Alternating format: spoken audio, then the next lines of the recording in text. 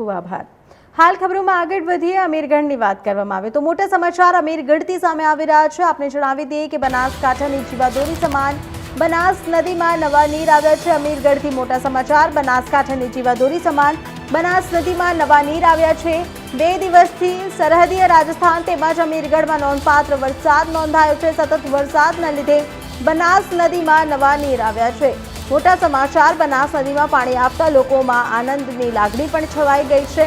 સાથે આપને જણાવી દઈએ કે હજી પણ બનાસકાંઠા સહિત ઉત્તર ગુજરાતમાં ભારે વરસાદની આગાહી કરવામાં આવી છે।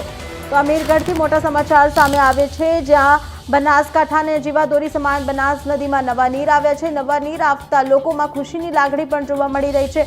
ખેડૂતોમાં પણ ક્યાંક ને ક્યાંક ખુશીની લાગણી જોવા મળી રહી છે, કેમ કે ખેતી પાકને નફો થવાની સંભાવના વ્યક્ત કરવામાં આવી રહી છે। સતત વરસાદના લીધે બનાસ નદીમાં નવા નીર આવ્યા છે।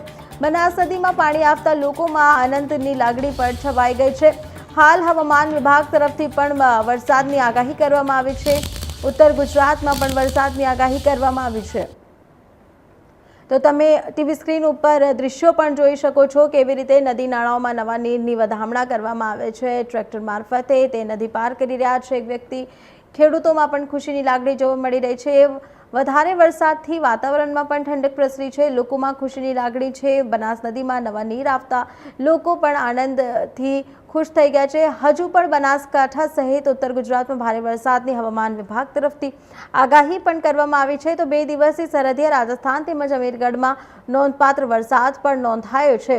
તો આ વરસાદથી બનાસ નદીમાં નવા નીર આવતા ખેડૂતોને પણ ક્યાંક ને ક્યાંક લાભ થશે અને લોકોમાં પણ એક લાગણી ઉત્સાહભેર જોવા મળી રહી છે।